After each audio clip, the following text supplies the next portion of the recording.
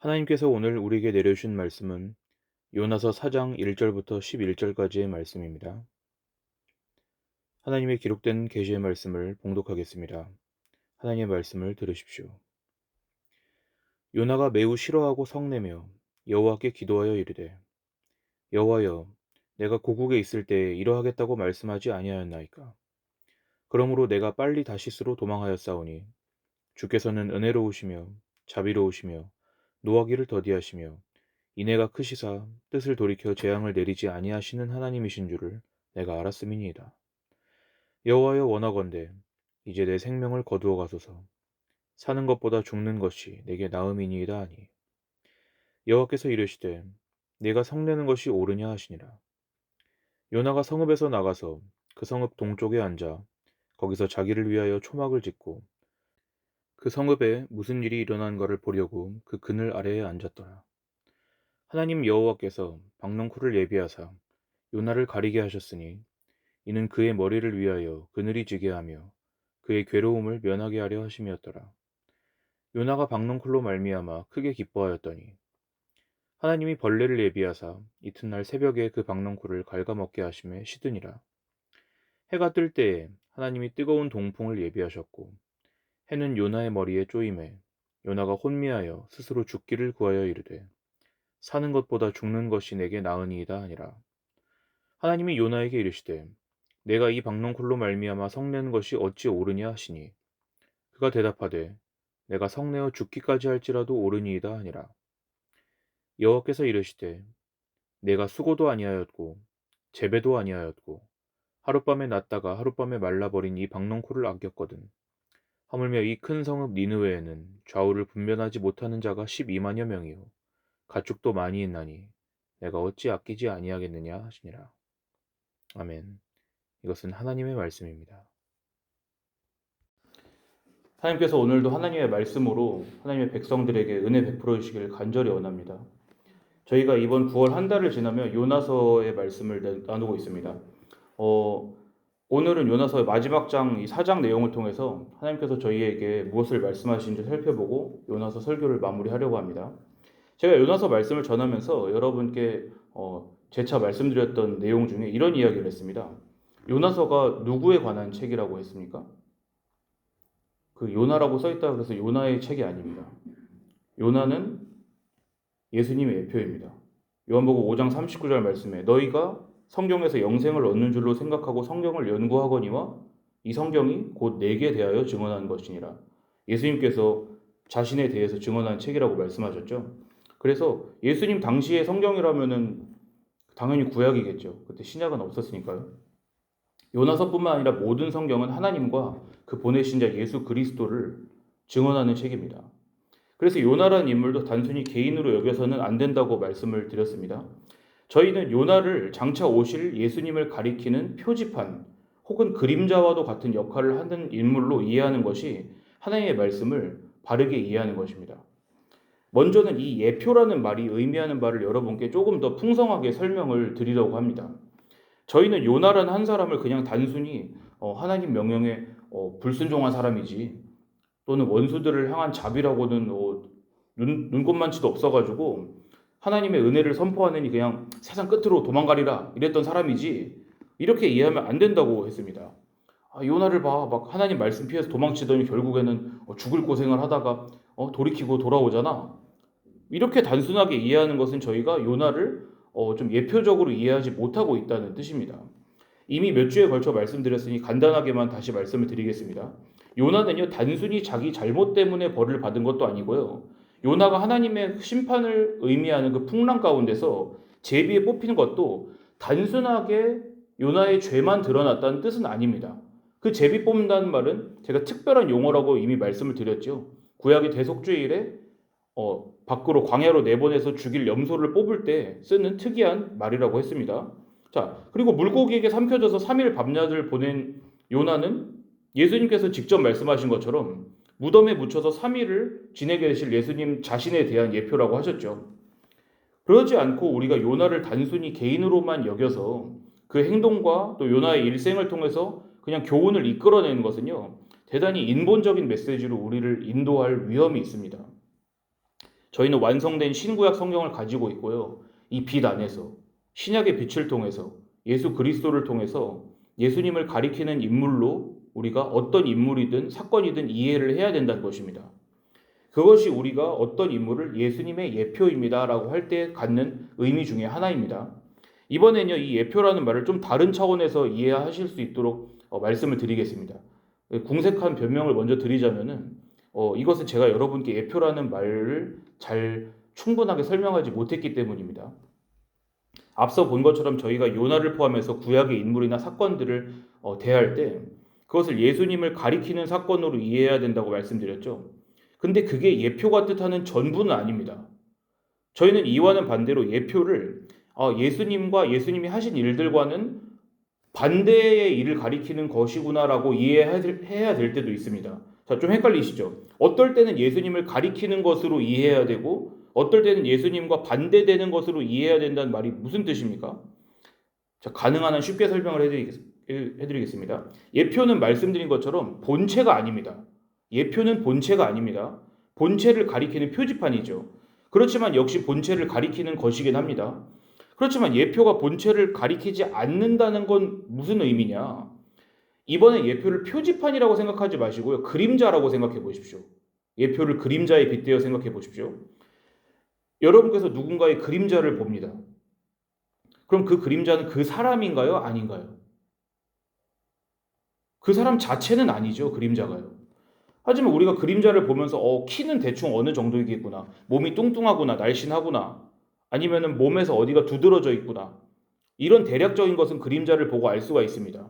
그렇지만 그 사람이 옷을 무슨 색깔 옷을 입고 있는지, 뭐 눈, 코, 입은 어떻게 생겼는지, 목소리는 어떤지, 그 사람 성품이 어떤지는 알 수 없잖아요. 그림자만 봐서는요. 심지어 우리는 그림자를 보면서 오해할 수도 있습니다. 그 본체에 대해서요. 그림자의 어떤 면을 보고 그 사람의 실제 모습이 아닌데 그렇게 착각을 할 수가 있다는 것이죠. 예표라는 말은 이런 식으로 이중적인 의미를 다 갖는 것입니다. 그러니까 예표는 그 본체가 되는 것을 가리킨다는 점에서는 표지판이라고 하든지 그림자라고 하든지 같습니다. 어떨 때는 그 본체랑 그림자가 대단히 닮아 있을 수도 있죠. 그렇지만 어떨 때는 그림자를 보고 오해할 수도 있다는 말씀을 드렸습니다. 자, 근데 보세요. 그림자를 보면서 오해하는 게 우리에게 무슨 유익이 있나요? 이런 질문을 하실 수가 있죠. 오해하는 게 어떤 유익을 줄 수 있는지 말씀드리겠습니다. 만약에 저희가 어떤 사람 그림자만 보고 이렇게 오해합니다. 예를 들어서 집에 나 혼자 있습니다. 근데 밖에 누가 문을 똑똑 두드리는데 이렇게 뭐 문이 뭐 그런 문은 없겠지만 이렇게 발 쪽만 이렇게 뚫려 있어가지고 그 사람 그림자만 보인다고 해보십시오. 근데 손에 뭔가를 들고 있습니다, 이 사람이. 근데 그림자만 보니까 이렇게 뭐 손잡이는 짧고 끝에는 이렇게 뭐 뭉툭한 게 몽둥이 같습니다. 그래가지고 이제 나는 그걸 보면서 무서워하는 거죠.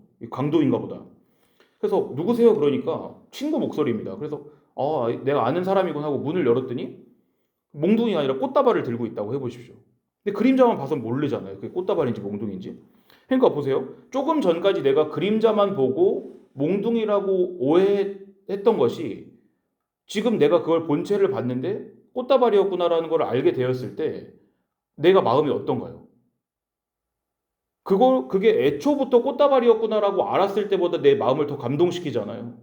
더 나를 편안하게 하고 더 기쁘게 만들어주죠. 그럼 어떤 분은 이렇게 반문하실 수가 있습니다. 그럼 애초에 인터폰으로 본체를 봤으면 되잖아요. 이렇게 하실 수가 있죠. 그 말인즉슨 애초에 본체를 먼저 봤으면 되잖아요. 이런 말씀이잖아요. 그렇지만 지혜로우신 하나님께서는 그렇게 일하시지 않습니다. 성경 전체에서요. 하나님께서 신구약 성경을 통해서 오신 예수님과 장차 오실 예수님을 함께 보여주신 이유는요. 우리의 어떤 면을 드러내시기 위해서입니다. 우리는 속단하고 우리는 근시안적이라는 것을 하나님께서 그런 걸 통해 드러내시는 것이죠. 그리고 다시 그걸 통해서 하나님만이 옳으시구나. 하나님만이 영광 받으실 만하구나. 이것을 더욱 선명하게 드러내시기 위해서 우리에게 그림자를 허락하신 것입니다. 다시 말씀드려서 저희는 이 그림자와 그늘 아래에서 예수님이 어떤 분이신지를 분명히 알 수 없는 이런 시간들을 좀 오래 보낸 이후에야 우리 예수님의 본체를 마주했을 때 더 반갑고 내가 예수님을 오해하고 있었구나라는 것을 알게 되는 것이죠. 그리고 빛이신 주님에 대하여서 사실은 내가 그림자에 불과했구나라는 것을 깨닫게 되는 것입니다. 자, 다시 정리합니다. 예표는 직접적으로 본체를 가리키기도 하고 반대로 어느 시점에 이를 때까지는 우리에게 본체를 다 드러내주지 않고 심지어 오해하게도 만든다. 그것이 하나님의 섭리입니다. 이것이 예표가 우리에게 주는 유익이기도 합니다. 그럼 요나서 4장을 들어가기에 앞서서 왜 이렇게 긴 시간 서론을 말씀드리느냐? 오늘 저희는 요나가 예수님을 직접적으로 가리키는 예표일 뿐만 아니라 어떻게 예수님과 다른지도 이해해야 된다는 것입니다. 더 밝히 말씀드려서 요나는 예수님을 가리키고 있지만 본체는 아닙니다. 예수님께서는 장차 요나가 하지 못했던 것들을 하실 것입니다. 예수님께서는 요나가 다 하지 못했던 일들을 완수하실 것이고 요나가 가진 질문에 대해서 답이 되실 것입니다. 오늘 본문이 4장 말씀은 우리에게 인간인 요나를 보여줍니다. 물론 요나는 이렇게 함으로써 우리에게 예수님을 더욱 선명하게 드러내려는 것이죠. 요나는 그런 의미에서 여전히 예수님의 예표입니다. 지난 3장에서 저희가 요나가 얼마나 하나님의 말씀을 선포할 때 좀 성의 없이 했는지를 저희가 살펴봤죠.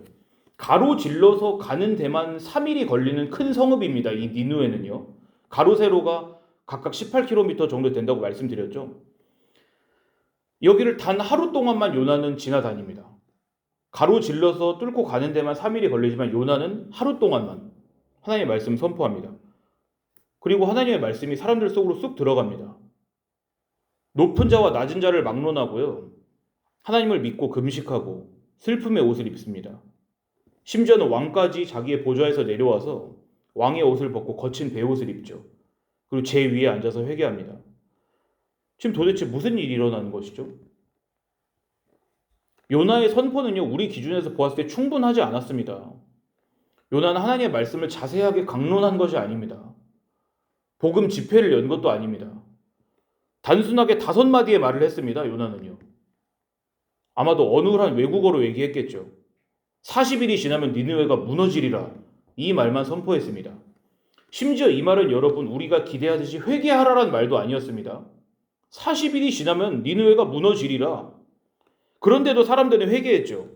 이건 아주 낮게 쳐줘도 기적이 일어난 것입니다. 우린 이 사건을 통해서 회개는 사람의 선포 때문에 일어나는 게 아니라는 것을 알아야 됩니다. 심지어 회개는요, 그걸 들은 사람의 결단 때문에 일어나는 것도 아닙니다. 온전히 하나님 편에서 회개하도록 하시기 때문에 일어나는 하나님 편에서 베푸시는 일이라는 걸 알아야 됩니다. 우린 이런 것을 은혜라고 하죠.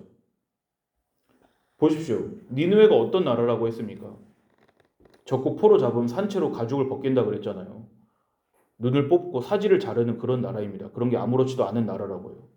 그런 사악한 민족이 웬 누추한 히브리 선지자가 어눌한 말로 선포하는 애매모호한 메시지를 듣고서 왕부터 가장 천한 가축에 이르기까지 어떻게 금식을 하고 베옷을 입을 수 있느냐 말입니다.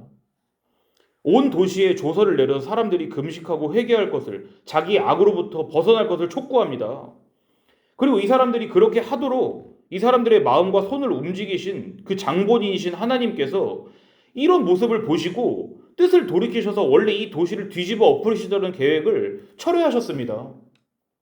이것이 성경이 말씀하는 회개입니다. 그리고 이제 오늘 이에 대한 요나의 반응입니다.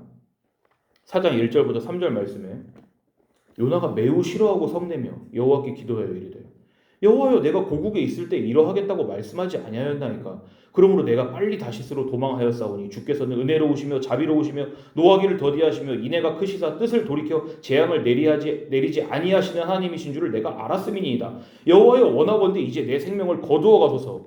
사는 것보다 죽는 것이 내게 나음이니이다 하니. 요나가 지금 뭐라고 하는 거냐면요, 하나님, 저는 하나님이 이런 식으로 일하실 줄 진작부터 알고 있었습니다. 하나님은요, 불의한 재판장이십니다. 하나님은 얼마나 은혜롭고 자비롭고 노하기를 더디하시는지 저런 악한 나라와 민족에 대해서도 그들을 벌하시긴커녕 용서하시는 편을 택하셨군요. 아, 이제 됐습니다. 저는요, 하나님의 그 방식이 마음에 들지가 않습니다. 그냥 저를 죽여주세요. 그게 낫겠어요. 이것입니다, 여러분. 새벽 기도의 말씀을 좀 이제 들어오신 분들은 어떤 이야기가 떠오르실 수 있습니다. 혹시 제가 몇 차례에 걸쳐서 말씀드린 그 불의한 재판장의 이야기가 떠오르시지 않나요? 어떤 극악무도한 연쇄살인범이 법정에 끌려왔죠. 현행범으로요. 온 나라가 이 사악한 범죄자에 대해서 사형을 선포하십시오 이렇게 하는데 이 사람은 이제 정말로 흉악한 죄를 저지른 것입니다. 그런데 판결 당일날 이 재판을 담당한 판사가 이렇게 선포하는 것이죠. 나는 은혜롭고 자비로우며 노하기를 더디하는 판사입니다. 그러므로 나는 나의 이 권한으로 이 흉악한 살인자에게 무죄를 선언하고 방면합니다. 근데 요나는 지금 이런 일이 일어나는 것을 지금 자기 눈앞에서 보고 있는 것입니다. 하나님, 내가 이럴 줄 알았습니다. 지금 이 사람들에게는요, 자비가 아니라 공의가 선포되어야 됩니다.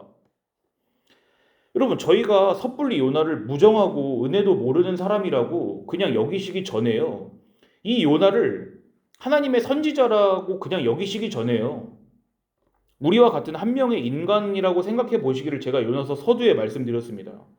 요나는 여호와 하나님의 얼굴, 즉 구약에서 하나님의 은혜를 상징하는 그 은유, 하나님의 얼굴을 피해서 당시 세상의 끝으로 여겨진 다시스로 도망치려 했죠. 우리는 요나에게 손가락질하기 전에 나라면 나와 내 민족을 벌레 취급하고 학살한 그 적국의 수도 한가운데로 가는 그 위험과 부끄러움을 무릅쓰고 하나님의 은혜의 말씀을 선포할 수 있는지를 진실하게 스스로에게 물어봐야 됩니다. 사명을 선포하기 전에 내가 그렇게 할 수 있는지 한번 내가 인간으로서 나 자신과 요나를 돌아보시라고요. 이 말씀을 근데 제가 왜 드리느냐? 여러분 정죄하려고 한 것이 아닙니다. 저희 모두가 이 아름다운 개혁주의 인간론에 따라서 다 은혜에 대해서 그만큼 무지한 존재들이라는 것입니다. 우리는 은혜에 대해서 눈이 가리워져 있다고요. 우리는 하나님이 죄인에 대하여 은혜를 선포하실 때 그게 무엇인지 정말로 안다면, 이렇게 요나가 그 은혜가 선포되는 것을 자기 눈앞에서 보듯이 확실하게 본다면 우린 도망쳐 버리는 존재들이라는 것입니다. 이걸 우리가 요나의 모습을 보면서 깨달아야 된다는 것이죠. 나는 요나처럼 안 해. 나는 하나님의 말씀을 나라면 지키겠어. 이건 불가능한 것입니다. 우리 중 누구라도 요나의 자리에 서 있었다면 니느웨를 향해서 베푸신 그 하나님의 자비로운 처사를 보고요, 하나님 찬양하지 않았을 것입니다. 다 따져 물었겠죠. 여러분이 이에 대해서 아멘 하시지 않으면요, 저희는 앞으로 하나님께서 스스로를 계시하시는 말씀에 대해서도 아멘 하기 어렵습니다. 하나님께서는 이렇게 분노한 요나에게 말씀하시죠. 너가 성내는 것이 옳으냐? 이건 막 하나님께서 질책하신 말투는 아니라고 저는 생각합니다. 이제 요나 니느웨에서 나옵니다. 성에서 나오죠. 그래서 니느웨가 잘 보일 만한 곳에 자리를 잡고요, 임시 거처를 만듭니다. 정말로 이제 니느웨가 어떻게 될지 자기 눈으로 보고 싶었거든요. 참고로 니느웨는 지금으로 치면 저 이라크의 모술 지역입니다. 대단히 더운 기후죠. 지금 우리나라 이번 여름 최고 온도가 막 35도까지 찍었잖아요. 그래도 막 덥다고 난리가 났죠. 근데 여기는요, 낮에요 40도는 그냥 넘어가는 곳입니다. 50도까지도 올라가고요. 무시무시한 곳이죠. 지금 요나가 그런 곳에서 땡볕에 앉아가지고 아마도 이제 이를 갈면서 니느웨가 어떻게 될지를 지켜보고 있는 거죠. 하나님께서 그런 요나 주변에 그 식물이 자라나게 하셔서 요나의 머리 위에 그늘이 지게 하십니다. 그건요, 하나님께서 요나가 괴로워하는 걸 보시고 고통을 덜어주시기 위해서 친히 보내주신 것이었죠. 요나도 이렇게 그늘이 생기니까 너무 좋아합니다. 막 시원하잖아요. 자기는 얼기설기 만들어놨는데 하나님께서 그걸 다 덮으셨으니까요. 근데 요나가 이제 자기 머리 위에 생긴 그 풀로 된 그늘을 보면서 이렇게 생각하지 않았을까요? 보십시오. 그래, 그럼 그렇지.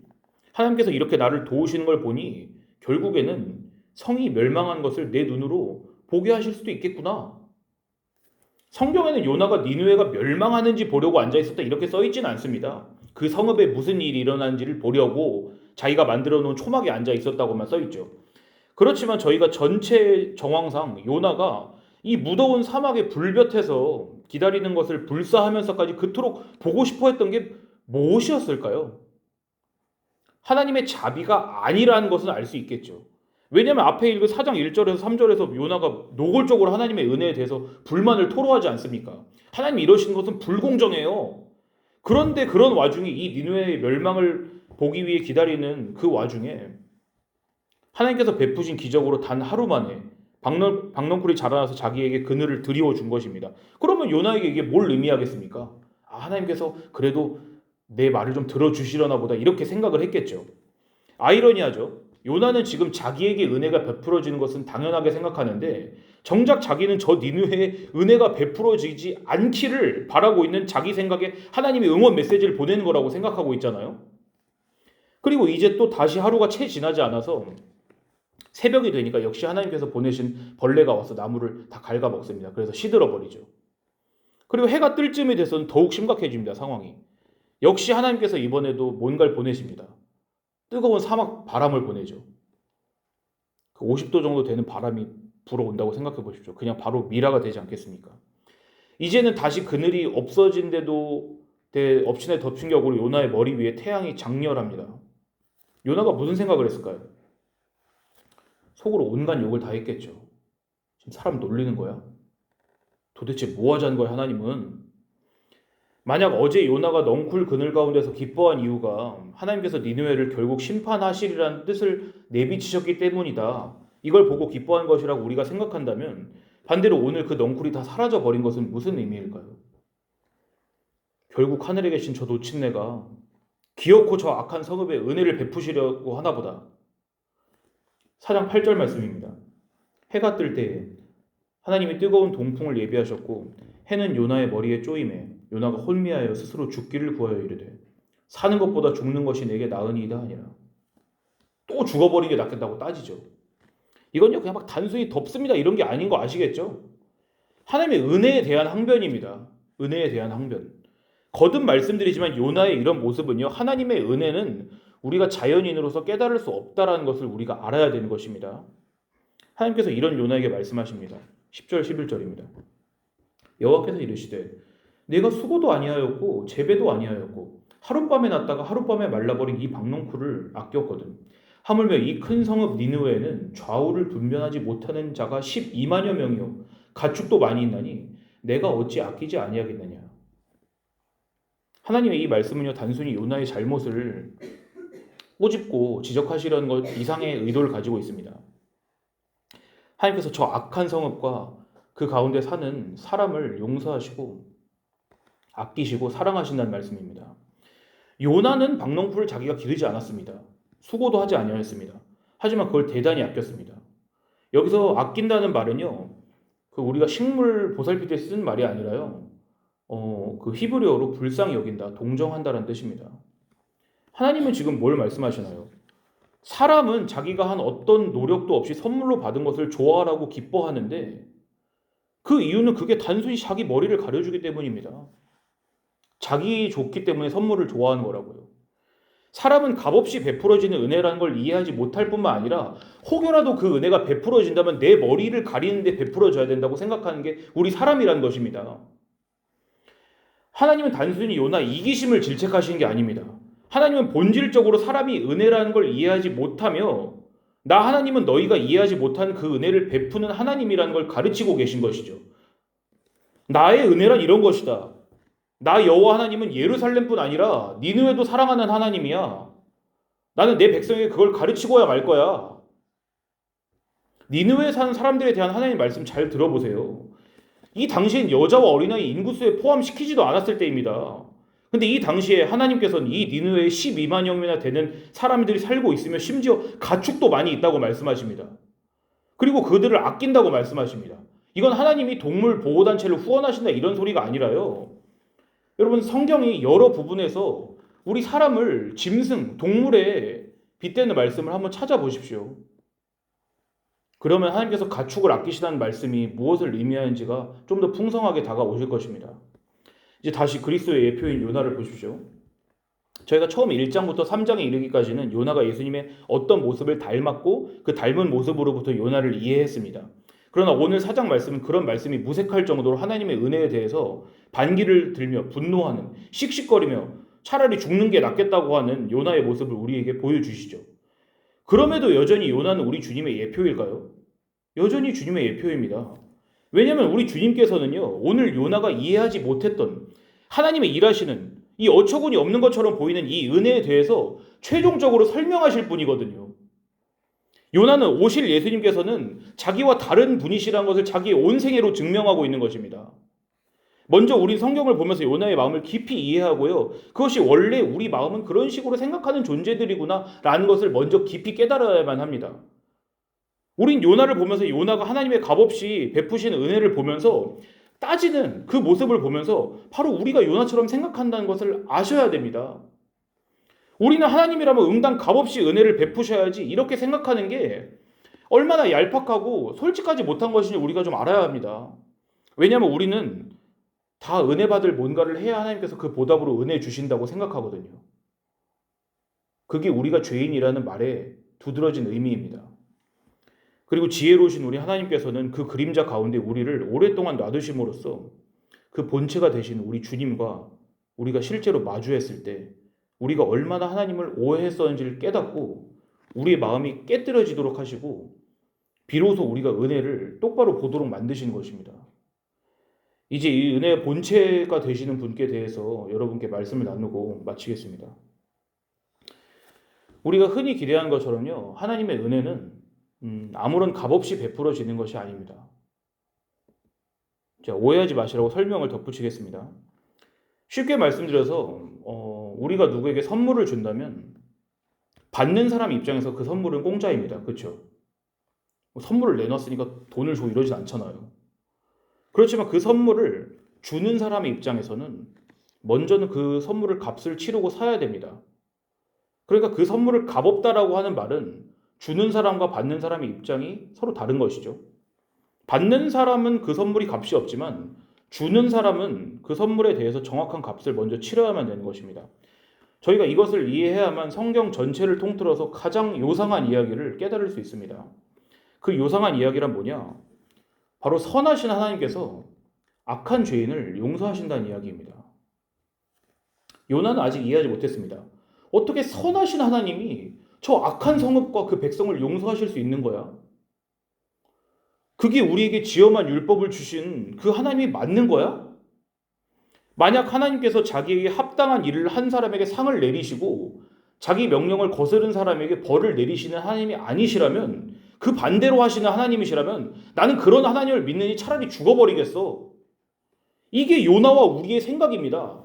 그런데 그 일이 지금 실제로 일어나고 있거든요. 우리는 하나님께서 사람을 용서하시는 것을 봅니다. 우리는 선하신 하나님께서 악한 사람을 용서하시는 것을 봅니다.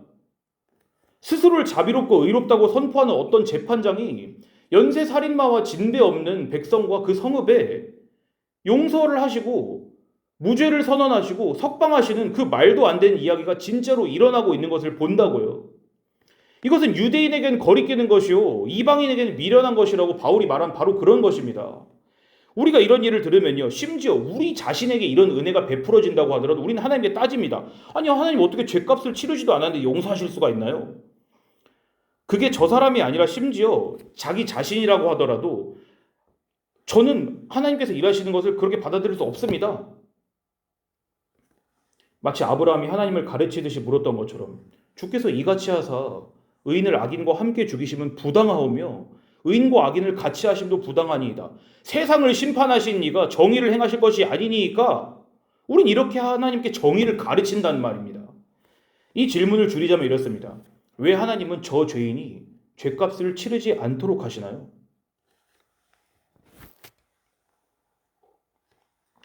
이제 제가 여러분께 복음의 진리를 선포하겠습니다. 그 값은 사실 이미 치러졌습니다. 하나님께서 용서하시고 사랑하시기로 만세 전에 결정하신 그 하나님의 백성들의 죄값은 이미 2000년 전 갈보리 십자가 위에서 다 치러졌습니다. 그 치르신 값이 너무나도 영원하고 완전하고 흠이 없었기 때문에 하나님께서는 왜 공의를 행하지 않으시냐고 따져 묻는 요나에게 너가 성내는 것이 옳으냐 하고 차분하게 대답하실 수 있었던 것입니다. 우리는 그리스도의 십자가를 도무지 바라보려고 하지 않습니다. 우린 너무나 자주 그 십자가 위에서 하나님의 아들이 치르신 값이 얼마나 완전한지를 묵상하는 것보다 내가 그거를 보상하려고 한다고요. 내가 하나님을 위해서 뭘 해서 그 빚을 다 갚아 나갈까? 이렇게 계산하는 데 익숙합니다. 왜 우리가 매주 십자가의 복음을 들어야 되는지 이해하세요? 우린 누군가 우리 대신 값을 치렀다는 이 진리, 값없는 은혜를 이해하는 데 있어서 태생적으로 눈이 먼 두더지와 같기 때문입니다. 십자가에서 예수님께서 우리의 죄를 짊어지셨기 때문에 우리가 하나님께 용서받고 용납받고 받아들여지고 그 아들처럼 여기심을 받는다는 복음은 기독교 인문 교실에서 배우고 넘어가는 기초 진리가 아닙니다. 모든 교리와 교의와 신앙 고백서와 다른 성경 말씀들이 이 진리 하나로 집중되고 귀결되어야 되는 기독교의 모체란 말입니다. 내가 십자가 위에 달리신 그리스도와 함께 못 박혔고 그로 인해서 죄와 저주는 나와 아무런 상관이 없어졌으며 하나님께서 주시는 아들로서의 유업이 나의 것이 된다는 이 진리에 사로잡히지 않은 상태에서 계속해서 다음 단계로 넘어가려고 하지 마십시오. 우리는 소명, 중생, 회개, 믿음, 칭의, 양자, 성화, 견인을 거친 후에 예수님께 다다른 것이 아닙니다. 예수 그리스도 안에 이 복이 있죠. 예수 그리스도 안에 이 모든 복들이 있습니다.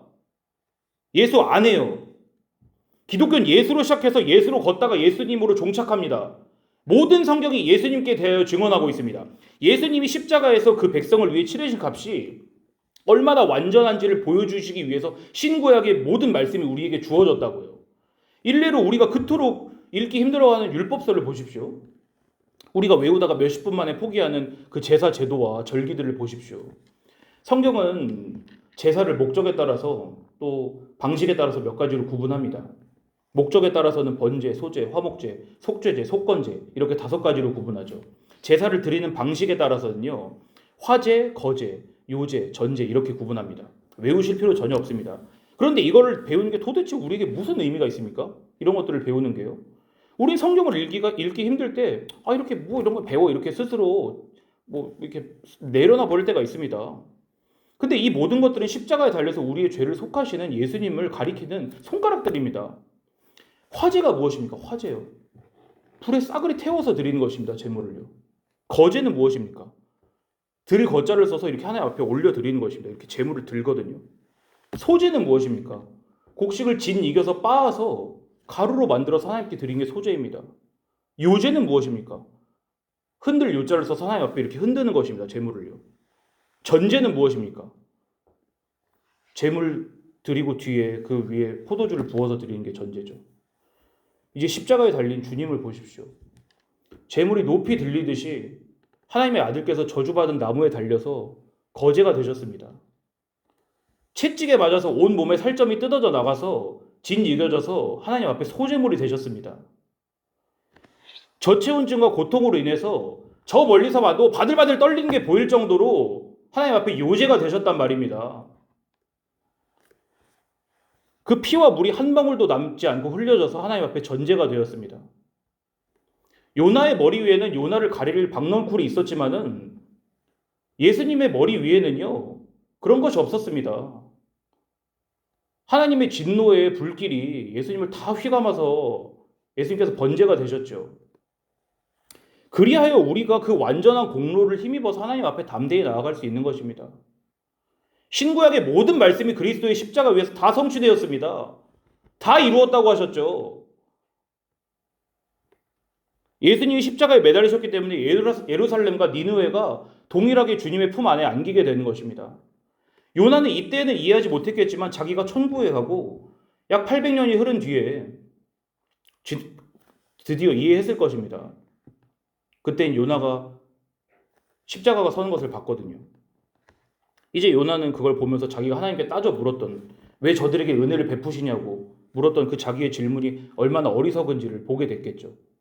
그리고 은혜를 베푸시기에 충분하고도 남을 영원한 값이 그 십자가 위에서 치러지는 것을 두 눈으로 목도했을 것입니다. 그리고 하나님께서 얼마나 영광스러운 분이신지를 지금도 영원토록 찬양하겠죠.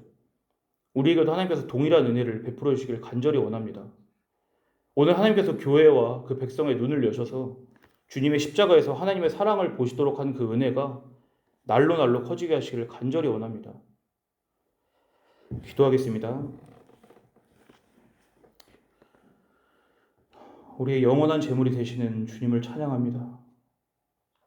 하나님의 영원하신 아들께서 유한한 이 세상 가운데로 내려오셔서 우리와 같은 육신을 입으시고 함께 고난받으시고 또한 하나님께서 굴복하시지 않는, 포기하시지 않는, 죽지 않으시는 그 신성을 저 한켠으로 밀어놓으시고 우리와 함께 우리의 죄를 위하여서 십자가에 못 박히셨습니다.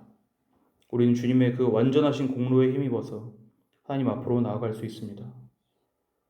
우리에게 이것을 믿는 믿음을 더욱 날로 자라도록 하나님께서 성령을 통해 북돋아 주시옵소서.